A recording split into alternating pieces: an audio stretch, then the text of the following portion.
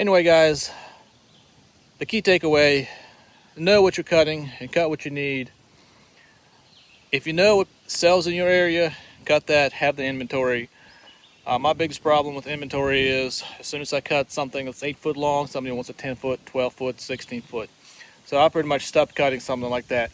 But I know, if I had pine, an abundance of pine, I'd go ahead and cut 2x4s, 2x6s, 2x8s, 2x10s, 2x12s, pretty much any 2x material.